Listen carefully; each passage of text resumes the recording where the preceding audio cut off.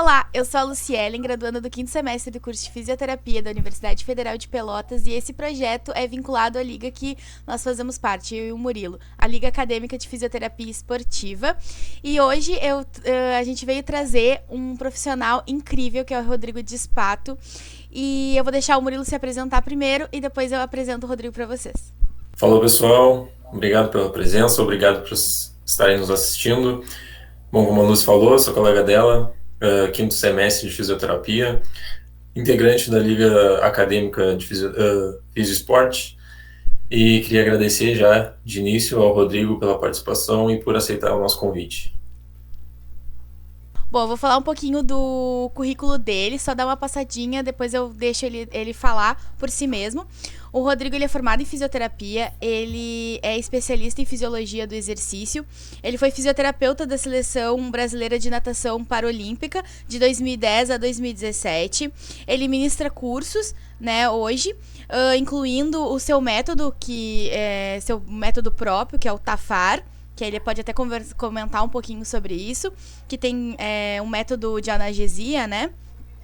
Ele é sócio fundador da Sociedade Brasileira de Neurometria e atualmente ele trabalha com tecnologias voltadas à saúde mesmo do atleta, como por exemplo o recovery. Vou deixar ele falar agora um pouquinho com vocês. Valeu, Lúcio, muito obrigado, Murilo. Também agradecer ao professor Gustavo, né? E dar esse apoio grande para que essa liga se estabeleça e se desenvolva.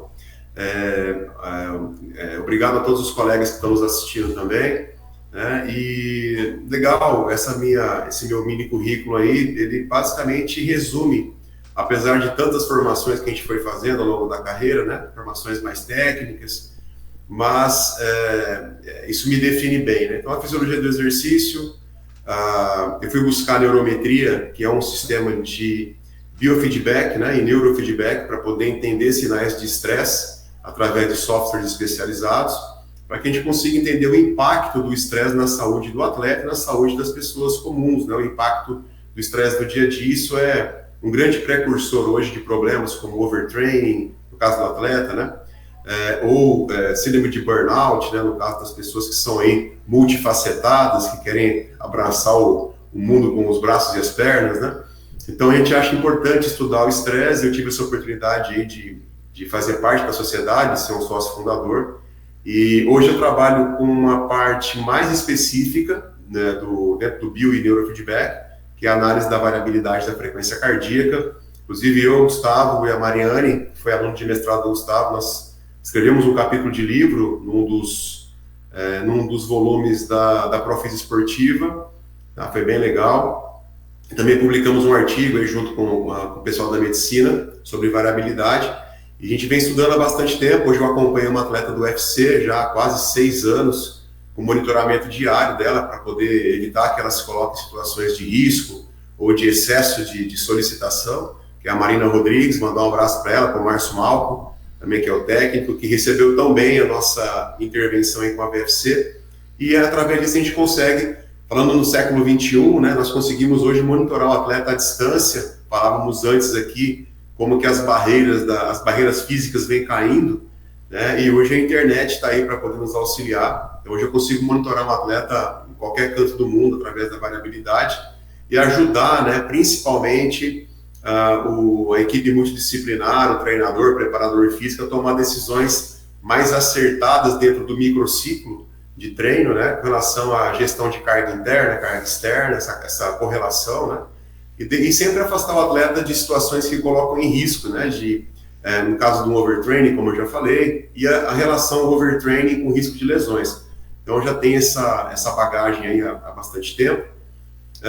Fiz parte do quadro do Comitê Paralímpico Brasileiro por 11 anos, né? Como vocês, além da natação, trabalhei com atletismo, trabalhei com basquetebol em cadeira de rodas, trabalhei no Centro de Treinamento Paralímpico aqui, brasileiro, em São Paulo, no ano de 2016. E nessa vivência a gente teve a oportunidade de estar aí trabalhando em 3 Paralimpíadas, pelo menos aí uns 6 ou 7 campeonatos mundiais, 3 Jogos Pan-Americanos. Então foi uma experiência muito gratificante, muito enriquecedora. Trabalhar com um atleta portador de deficiência física é um outro universo, né, uma outra complexidade, que é bem importante para o profissional que trabalha na área de fisioterapia esportiva, ele entender que ali eu tenho um atleta, né, que tenha lá as suas características, e isso tem que ser levado em consideração além do desenvolvimento da performance. Então, às vezes, eu tenho situações que eu preciso respeitar, né, para poder trazer esse atleta para o melhor dele, tomar cuidado com algumas questões. Então, é uma atuação um pouco mais complexa, mas muito assim, maravilhosa de trabalhar. E, enfim, toda essa sopa. Depois trabalhei também 1 ano e meio em Fortaleza com uma dupla de vôlei de praia, a Ana Patrícia e a Rebeca, que estiveram junto com o Reis Castro, que é o técnico delas, que estiveram agora em Tóquio. Então, a gente está aí, e hoje em São Paulo eu coordeno um projeto chamado Cybercross Training Center, que nós, junto com o Dr. Euclides, que é o proprietário, nós conseguimos aqui criar, dentro do contexto privado, o que nós entendemos ser um departamento de fisioterapia esportiva de alta complexidade, com alta tecnologia, tanto no contexto de avaliação digital, quanto também nas técnicas e tecnologias de reabilitação. Então, isso aí, basicamente, eu encerro aí essa apresentação, mostrando um pouco do que eu já fiz e do que eu venho fazendo também dentro dessa área. Certo, já começamos um encaminhamento aí. Eu vou deixar aqui embaixo o Instagram do Rodrigo para vocês poderem seguir aí o trabalho dele. E vamos começar nossa conversa partindo do início, né? Quando é que tu começou a sentir que a área da fisioterapia esportiva era o que tu queria para tua vida, assim, para tua carreira? Na verdade, eu venho do basquete, eu fui atleta federado de basquete, né? Tive uma trajetória curta, mas bastante intensa, né? Cheguei a receber convites ainda como juvenil, para profissionalizar, né, no basquete, mas foi no período que eu tive overtraining. É bom eu frisar, que numa época que eu estava desempenhando uma performance muito, muito alta, né, um atleta juvenil, eu passei a jogar uma categoria acima, que é a categoria sub-22.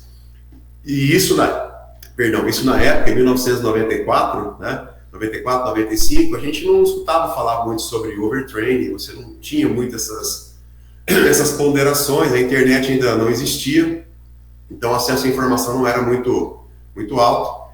E eu tive todos os sinais e sintomas da síndrome de overtraining. E isso me fez, ao longo do processo, perceber que talvez que gera um impacto emocional muito forte, né?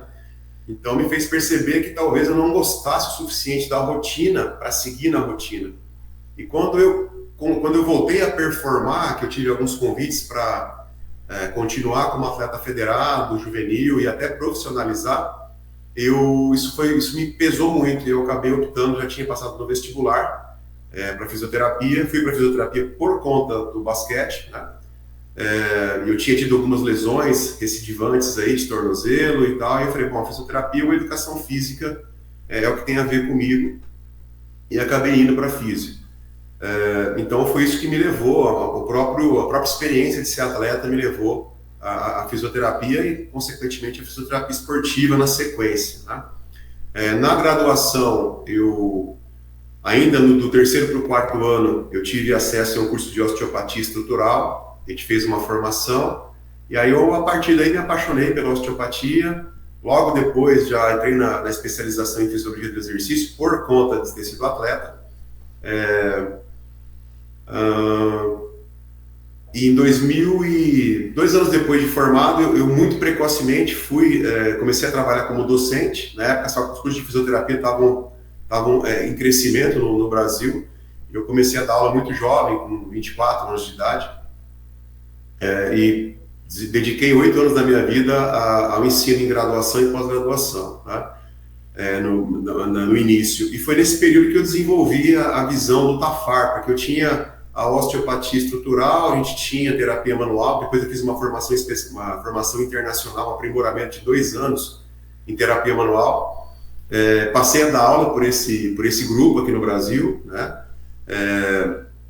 E isso, com acesso ao atleta, também como paciente, como cliente, a gente entendendo que o atleta tem uma demanda por resultado rápido, porque ele não pode se afastar muito tempo dos treinos, competições.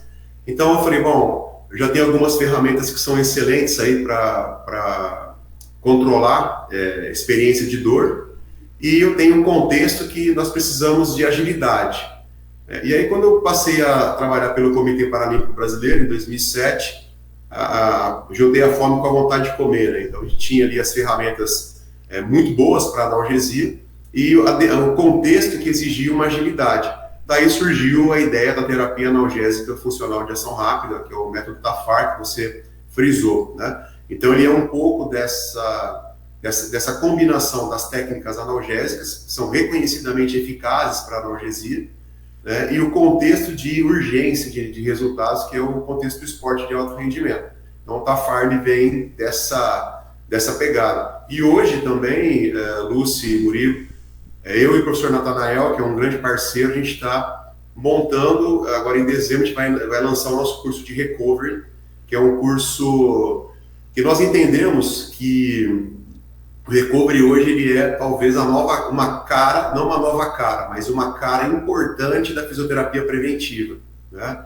Então hoje nós conseguimos, através de avaliações periódicas, predizer situações que podem levar a problemas, né? Nós podemos prevenir, né, com as técnicas de recovery, com as abordagens da recuperação, da aceleração da recuperação e, consequentemente, manter o atleta em alto rendimento. A gente foi analisar, o recovery hoje ele é tratado como se fosse uma coisa qualquer, né? Ele é assim, o recovery é ventosa, com todo respeito, não quero fazer aqui apologia a método técnico algum, né? É uma maneira muito neutra, mas às vezes a pessoa, porque ela tem aquela abordagem, ela tem uma formação, ela se apropria da terminologia recovery, e aquilo não é. O recovery é um contexto multidisciplinar, né, multiprofissional. Então hoje, na aceleração da recuperação, atua o médico que atua na área do sono, atua o fisioterapeuta esportivo, atua o preparador físico, atua o nutricionista, enfim, atua toda a equipe.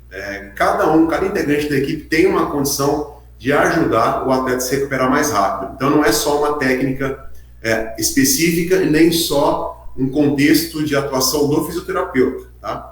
Então a gente entendeu que era necessário criar um nivelamento para o que é o conceito de recovery, né?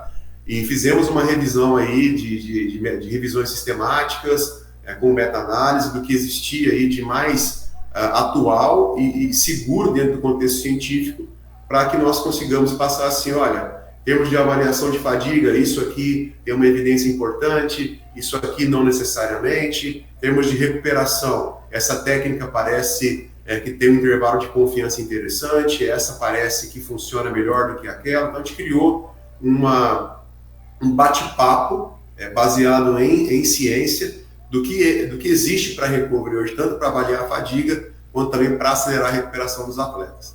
Então o que me levou basicamente a chegar aí na fisioterapia esportiva foi a minha experiência inicial como atleta, as minhas vivências, né? E logicamente vocês percebem que eu fui buscar, por isso que eu acho interessante a questão de vocação, né? Eu fui buscar me especializar naquilo que eu sofri, basicamente, né? Não que isso tenha sido uma obsessão na minha vida, na minha carreira, mas eu achava que era necessário trazer respostas, né?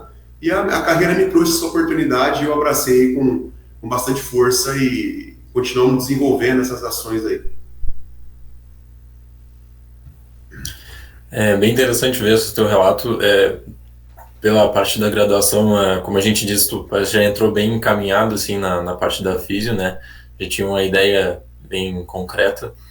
E ao longo da tua caminhada assim, de pós-graduação, já na parte de atuação, como veio essa parte do reconhecimento, acho, mas falando assim, e o convite na parte para integrar o Comitê Paralímpico?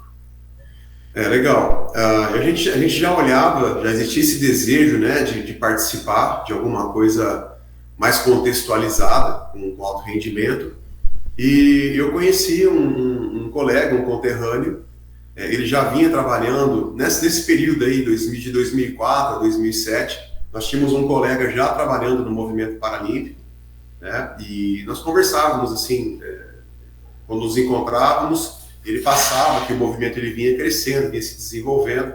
Em 2007, já com uma estrutura muito bacana, houve uma semana de avaliações de pré-participação dos atletas em São Paulo, que são atletas do Brasil inteiro. E normalmente naquela época, todo ano os atletas se reuniam em São Paulo, aqui no CEP, no Instituto do Sono, para fazer diversas avaliações pré-participação para a temporada. E ficavam aqui às vezes até 2 semanas fazendo essas avaliações. E eu e um amigo, nós éramos professores da mesma universidade, no interior de São Paulo, a gente se voluntariou a participar, a querer conhecer, e ele nos abriu essa oportunidade de até mandar um abraço para o Tubiba, né, o Edilson, e ele nos abriu essa oportunidade de estar participando, acompanhando, conhecer toda a rotina, e nós viemos aqui para São Paulo na época, ficamos uma semana, e a partir daí fizemos um vínculo.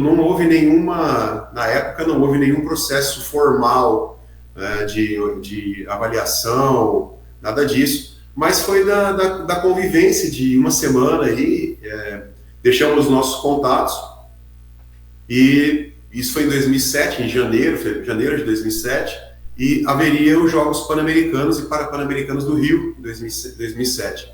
E aí nós tivemos aí a iniciativa de manter os contatos, manter as conversas, e tivemos a felicidade de ser convocados aí para participar do PAN, do Rio, em 2007. E a partir daí, já veio os Jogos de Pequim, em 2008, depois trabalhei com a Seleção Brasileira de Basquetebol em cadeira de rodas, e em 2010 fui para natação e fiquei até 2017. Aí nessa época, em 2010, foi criado os conceitos de Seleção Brasileira Permanente. Então era uma comissão técnica, até então permanente, eventualmente trocava uma peça ou outra, né, dentro do contexto de necessidade, mas eu fiquei aí 7 anos com a natação paralímpica. Tá? Então foi dessa forma, e ainda assim, acredito que hoje, o colega que tem interesse de participar de alguma iniciativa em fisioterapia esportiva, essa questão da disponibilidade, de procurar saber onde existem as oportunidades e se voluntariar, ainda é um mecanismo de ingresso, tá? Para vir a fazer parte de um quadro, né, alguma coisa assim. Hoje já existem, né, diversas situações que envolvem avaliação, envolvem entrevista, envolvem análise de perfil e tudo mais, mas ainda a questão da galera ter o brilho no olho, né, para participar de alguma coisa e se voluntariar. Vai ter um evento aqui de corrida, hoje é tão comum, né, na cidade, corrida, pessoal da bike aí que pedala, né? Então as assessorias de fisioterapia esportiva, de recovery. Então acho que seria uma boa dica aí para o pessoal que quer. E assim, ainda, não vou dizer se felizmente ou infelizmente, mas ainda existe muito aquela questão de você conhecer alguém que conhece alguém, né? Isso também, não vou mentir que isso ainda acontece, é uma via de ingresso ainda muito forte. Mas eu falo assim, você pode até entrar na fisioterapia esportiva de alto rendimento, né, para o alto rendimento, através de uma indicação de uma pessoa que está no meio e tudo mais. Mas ficar não é para qualquer um, né? A gente fala que a fisioterapia esportiva, ela até, pensando em alto rendimento, ela até entende, até aceita que você entre por uma indicação. Mas se você não tiver ali perfil, não tiver dedicação, não desenvolver competência, dificilmente você fica. Só pra gente entender um pouquinho como é que funciona esse trabalho né, com o pessoal da seleção mesmo. Tu desenvolve um protocolo com eles, tu tem acompanhamento direto com os tempos de ato que existem, assim, com os fisioterapeutas próprios de cada atleta, porque a gente sabe, né, que eles estão um pouquinho em cada parte, né, do Brasil, até morando fora. Como é que funciona essa tua relação com os fisioterapeutas próprios desses atletas? Se tu tem um protocolo quando chegava perto das Olimpíadas, como é que funcionava? Bom, enfim, dentro da experiência do Comitê Paralímpico, nós tínhamos as semanas de treinamento. Então, os atletas, cada um fica no lugar, eles costumam ter os fisioterapeutas em loco, que nós conversávamos regularmente, não com a frequência que eu gostaria, mas tínhamos ali conversas pontuais, até porque gera-se confiança, né? Então a galera que quando está na cidade tem alguém de confiança, e quando estava no comitê, tinha gente também que também remetia confiança, a gente procurava se relacionar da melhor forma. E nós tínhamos a semana de treinamento, então, nós tínhamos aí de 3 a 4 semanas de treinamento no ano, onde toda a equipe se reunia, nós fazíamos um checklist ali, avaliávamos os atletas, né, as condições que eles chegavam, e ali desenvolvíamos algumas ações de necessidade nessa semana, e também passávamos processos terapêuticos para que eles pudessem desenvolver nas cidades deles quando eles voltavam. Tá? Então a gente tinha mais ou menos essa dinâmica. Hoje, por exemplo, no caso da Marina, tem o Regis, que é fisioterapeuta dela, em Florianópolis, e inclusive nós tivemos um caso, quem leu aí o capítulo de livro que nós escrevemos, eu, Gustavo e Mariane, nós usamos o caso clínico da Marina para mostrar um pouco o que é a fisioterapia esportiva no século XXI, né? Então foi bem interessante porque todos os dias de manhã eu avalio a variabilidade dela, e eu já vinha observando que há 2 dias ela vinha tendo uma queda da variabilidade, o que não é bom, né? E aí, no belo dia, no terceiro dia, eu percebi que ela teve uma pontuação muito ruim, assim, né? E a gente sabe que ela tem uma pontuação muito ruim, alguma coisa súbita, aguda aconteceu. E aí entrei em contato com o Té e falou, cara, ontem ela teve uma torção no final do treino ali, uma torção de tornozelo, grau 2, tá? Importante, e faltavam 25 dias para uma luta dela no UFC. E aí foi um trabalho muito legal, né, que nós fizemos aí, eu Regis, tínhamos mais um físio, me perdoe o colega, não vou lembrar o nome dele agora, mas estávamos em 3 fisioterapeutas, 2 em loco, e eu com a variabilidade. Nós monitoramos todo o processo terapêutico em loco dela com a variabilidade. Foi muito bacana observar a evolução funcional dela com aquilo que era feito em loco, e isso sendo mostrado na variabilidade, né? Então a gente percebe hoje qual é o potencial que nós temos hoje de trabalhar, mesmo à distância do atleta, mas monitorando as condições desse atleta de uma maneira regular. Inclusive aqui em São Paulo, nós estamos aí fechando uma parceria com o Sistema Apollo, tá? Depois eu posso deixar também os colegas que quiserem saber mais, mas o Sistema Apollo é um sistema de termografia esportiva. Então hoje nós conseguimos, e dessa parceria com o Sistema Apollo, talvez saia uma parceria com o Vôlei Osasco, aqui também para 2023. Então qual que é a ideia hoje? Hoje nós conseguimos deixar um termógrafo instalado num consultório, numa sala específica para termografia, por exemplo, na unidade onde os atletas treinam, né? E aí o fisioterapeuta ele pode fazer as coletas em loco, e aí quando ele salva essas imagens, né, nós conseguimos fazer a análise daqui ou de qualquer lugar dessa termografia. E aí fazer os relatórios, né, os pareceres aí com relação às condições termopixelgráficas, né, desse atleta, e aí a equipe toma as decisões.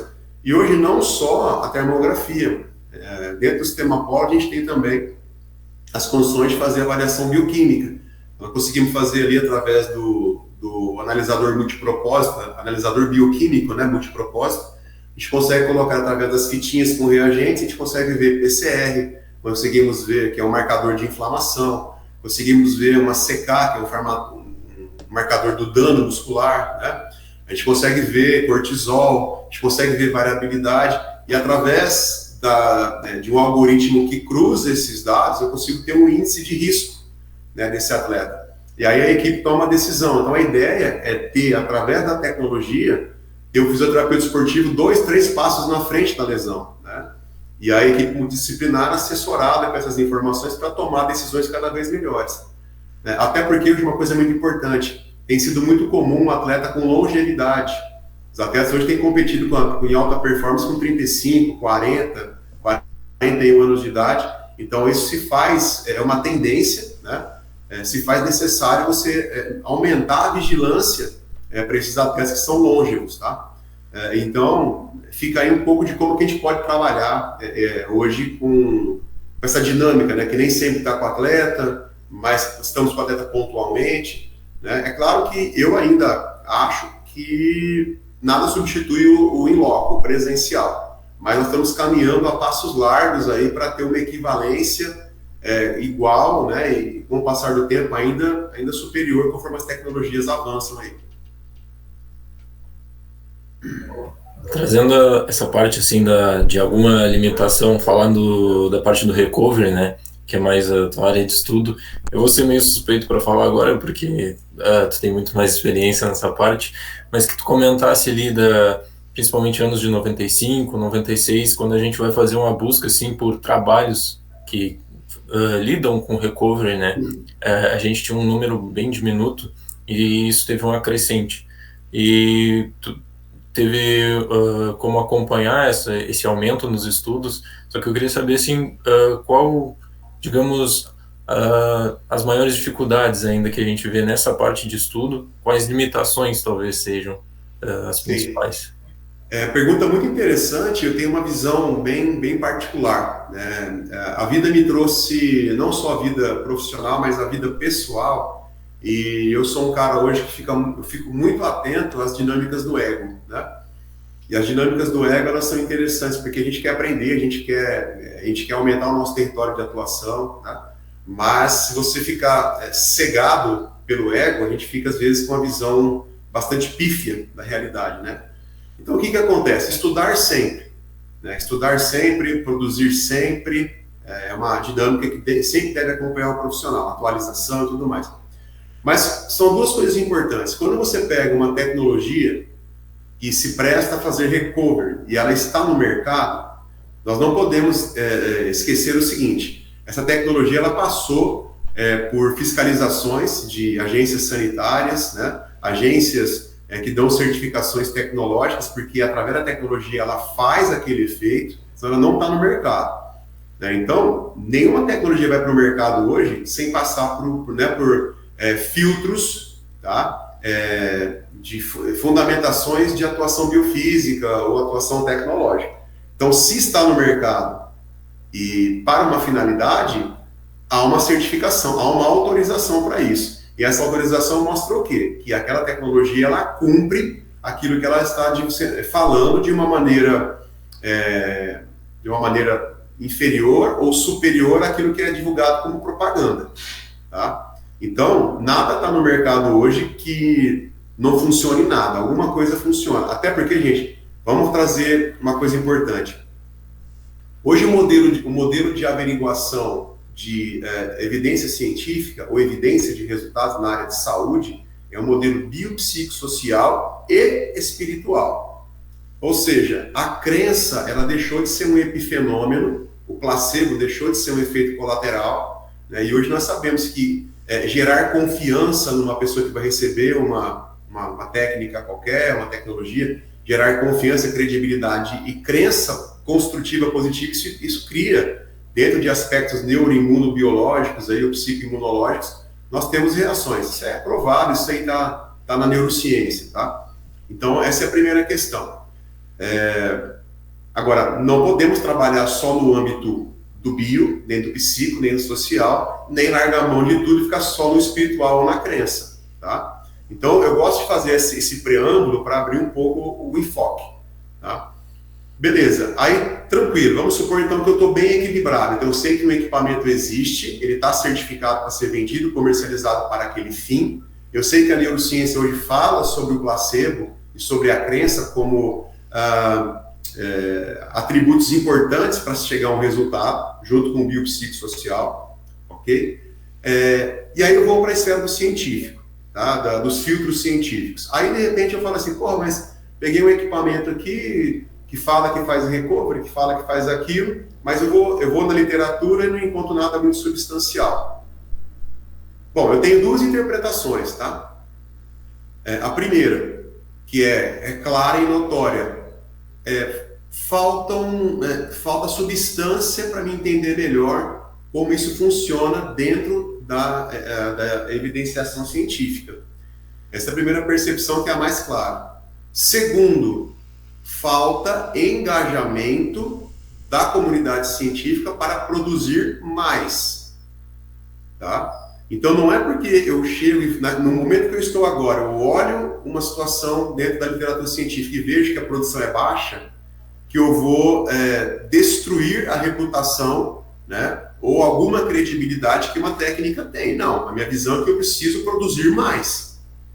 E não destruir a técnica ou a tecnologia porque não tem evidência científica.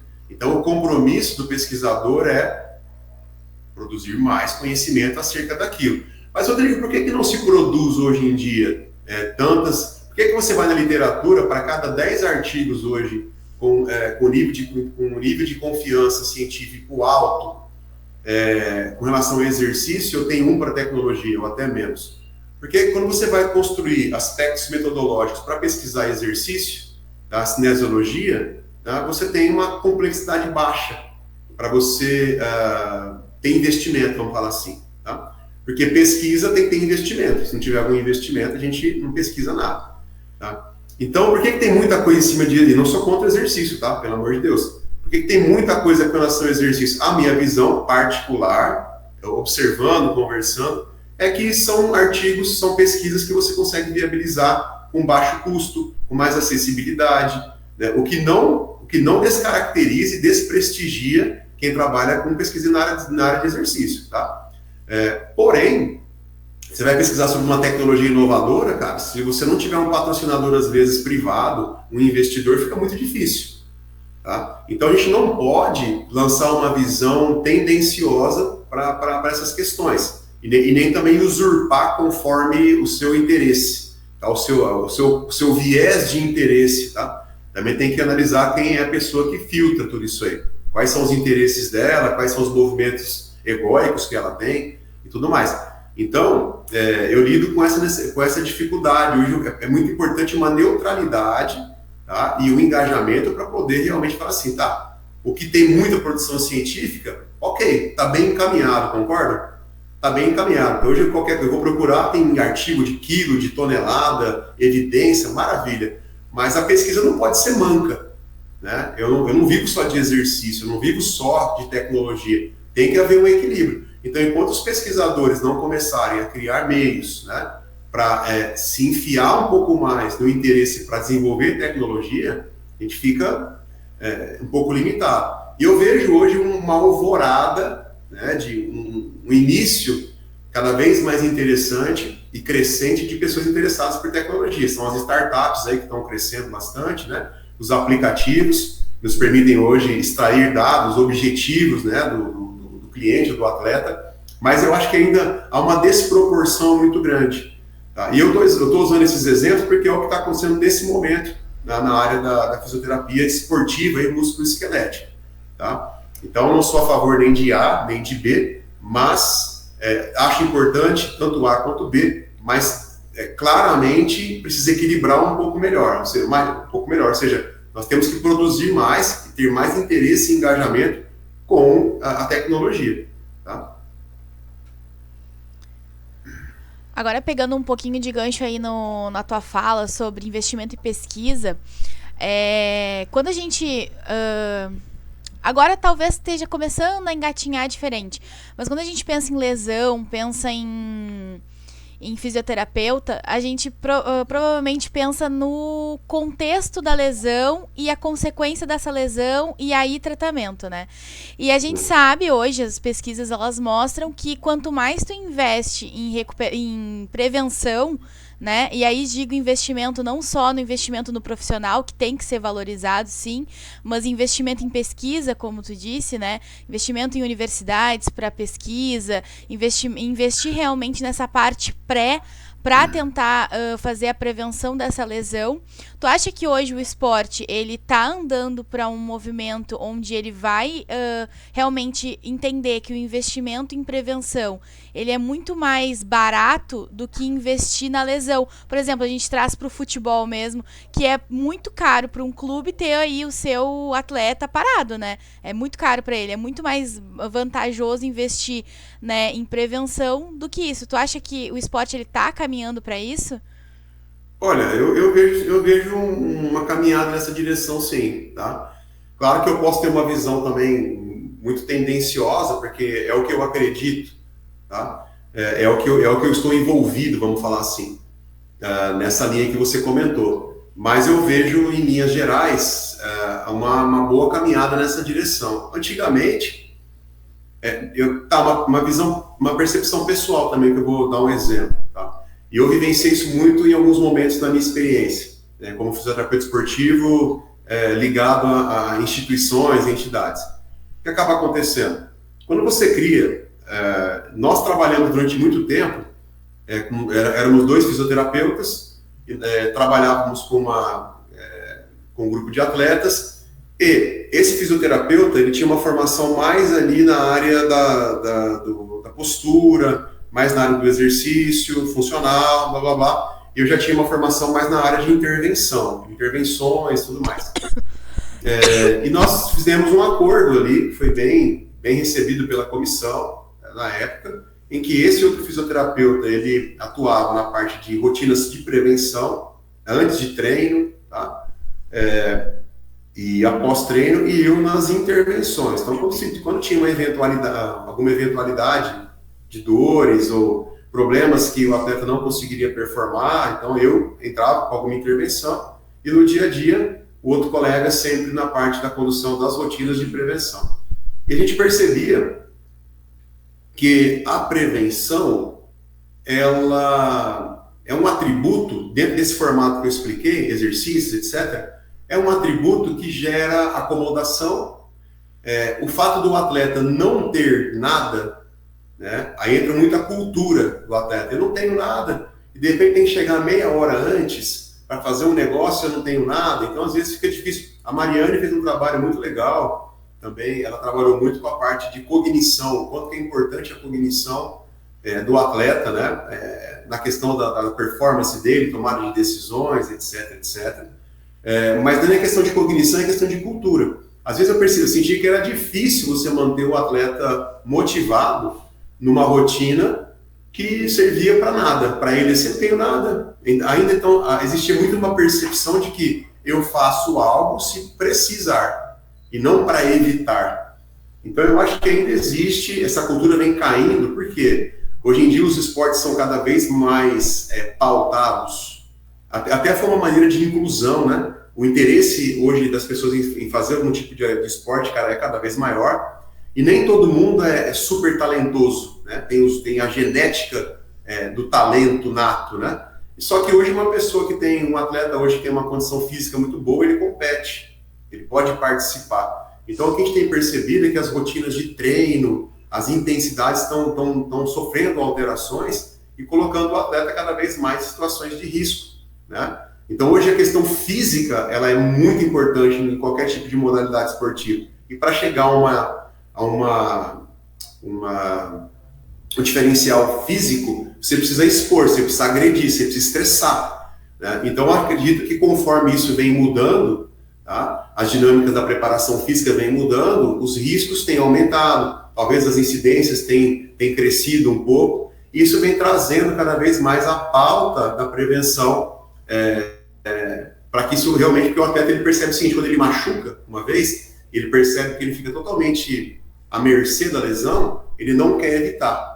Então, como as experiências talvez tenham aumentado, eu não tenho esse dado estatístico, talvez vocês consigam ter, mas me parece que tem havido sim um maior interesse para tudo aquilo que é prevenção, por 2 motivos: fica mais barato, como você falou, tá? E porque a iminência da lesão está cada vez mais perto do atleta, conforme o sistema de treinamento tem sido direcionado mais para a intensidade, né?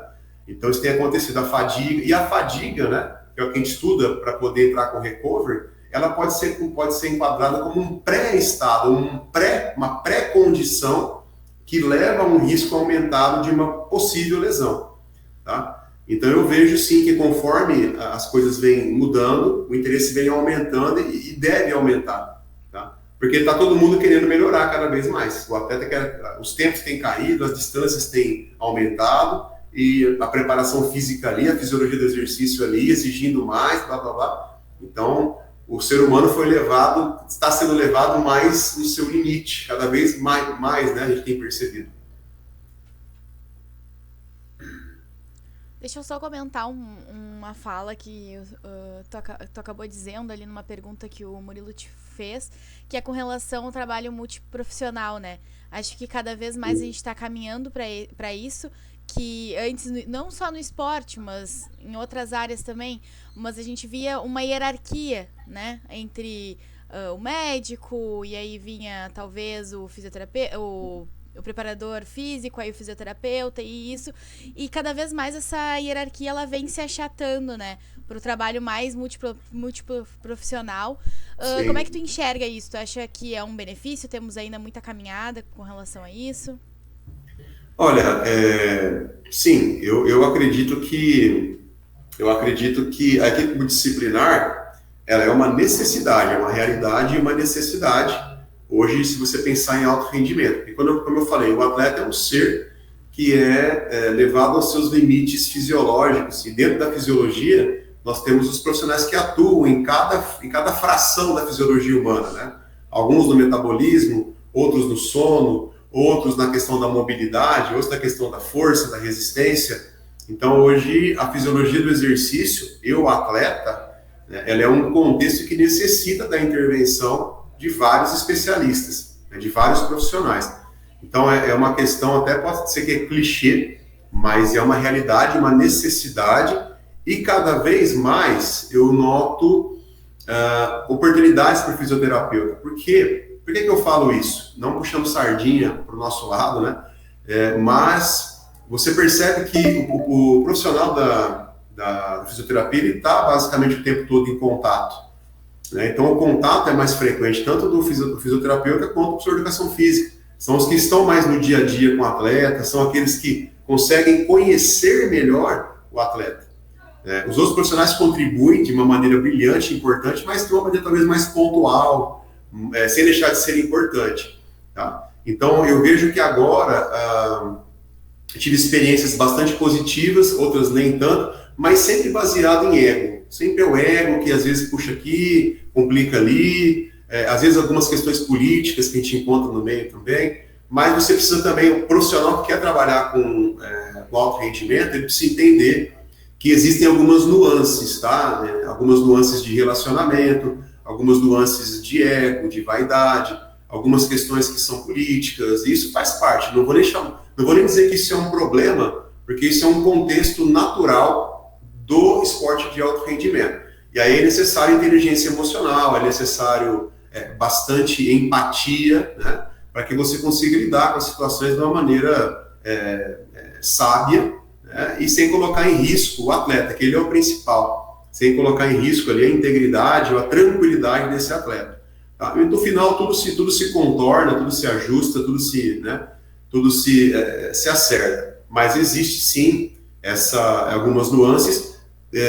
Na minha experiência, ao longo desses anos todos, eu percebi o quanto eu cresci enquanto profissional que procura se relacionar melhor, né? Entender, se relacionar melhor, e essa é uma coisa importante, porque o bom relacionamento, o ambiente, né, que é gerado pelo bom relacionamento, ele é favorável para todo mundo.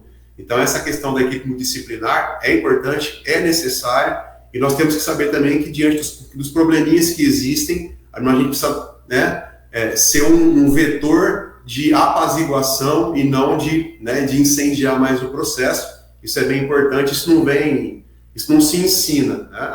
Você pode até fazer algumas formações de inteligência emocional, blá, blá, blá, mas esse é um atributo muito importante, tá, do profissional que trabalha no alto rendimento, porque são egos, são vaidades, são interesses diversos. Então não é só conhecimento técnico, mas é capacidade de bom relacionamento e manutenção do ambiente de trabalho. Isso é bem importante. Com certeza, até porque tu vai estar lidando ali com a expectativa, além dos egos, né, ali dos profissionais, expectativa do atleta, né? Então, sim, com certeza. Em consideração. E comentar isso, a questão do rendimento, né? Acho que o que a Lucy também comentou, que traz um pouco a questão cultural que a gente vinha de um trabalho anterior a isso, só que como mesmo tu comentasse, um exemplo maior talvez hoje, não desmerecendo os outros esportes, mas pegando o futebol como exemplo, assim, a gente vê muito a crescente técnica, né? O jogador, ele exige uma questão técnica maior e, como tu disse, um condicionamento muito elevado, que ele tem que trabalhar num limiar muito alto, e isso exige demais dele. Acho que essa parte que o educador físico também e o fisioterapeuta que tiveram um ingresso maior, e acho que até uma valorização da nossa profissão maior questão dos últimos anos, né? Sim, sem dúvida. Eu uso a metáfora do carro, né? Você pega o carro cada vez mais, ele está cheio de tecnologias, cheio de coisas, e você tem os sistemas de avaliação da máquina, né? Parece que a área do esporte de alto rendimento e os profissionais que estão envolvidos começaram a olhar a máquina do corpo humano, né? E a consciência do atleta, a mente como o piloto que governa tudo isso aí. Então, se você tem ali um veículo, né, que é exposto a estresse sistemático, tá, você vai ter uma hora que a peça vai falhar, você vai ter o ponto de ruptura. Isso vai acontecer. Então, cabe a nós trabalharmos para evitar ou reduzir ao máximo esses episódios. Tá? Então, hoje é isso. A gente tem que olhar mais a máquina humana, olhar mais a mente por trás dessa máquina. E para isso, por isso que eu gosto muito espero muito que a tecnologia só cresça. Nós não podemos nos basear só em subjetividade. Acho que está melhor, parece que está bom, né? E até é um slogan que eu uso no curso de recovery, que sensação de recuperação não é recuperação, a não ser que eu consiga mostrar que houve recuperação através de dados, né? E não de subjetividade. Porque se deixar na cabeça do atleta, fiz uma mobilização miofascial. Quem não gosta? Quem não se sente bem? Mas será que isso foi capaz de fazer o músculo performar? Ou é só uma sensação de bem-estar? Então a gente não pode ficar só na subjetividade e também a gente espera que a tecnologia avance para que nós consigamos trabalhar cada vez mais no aspecto da objetividade. Isso é muito importante.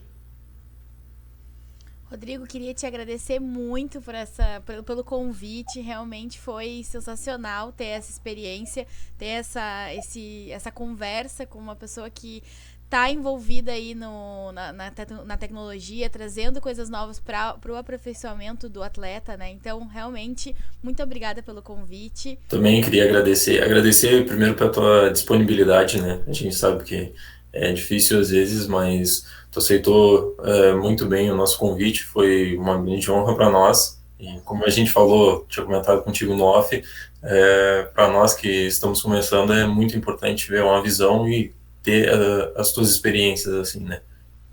Maravilha, eu agradeço, peço a sabedoria de não levar o que a gente fala, que é baseado em experiência, em crenças, como verdade absoluta, né? Mas que sirva para algumas orientações que vocês têm dentro da própria identificação que já tem e vão desenvolver, mas que vocês procurem escutar outros profissionais, outras experiências, que tudo isso é muito importante para que você realmente, lá na frente, configure a sua reputação, a sua credibilidade, né, a sua identidade profissional. Então, eu agradeço pela oportunidade, mais uma vez agradecer ao Gustavo, a Liga, a todos que estão assistindo, né, que vão assistir ainda, né? E nos colocar à disposição para novos convites, pode contar com a gente, o nosso Instagram está aí, os contatos estão aí, fiquem à vontade, espero que existam outras oportunidades, e muito sucesso para vocês, para a Liga, tá? Valeu, gente, muito obrigado aí de coração. Obrigadão, até o próximo episódio. Valeu, galera, abraço.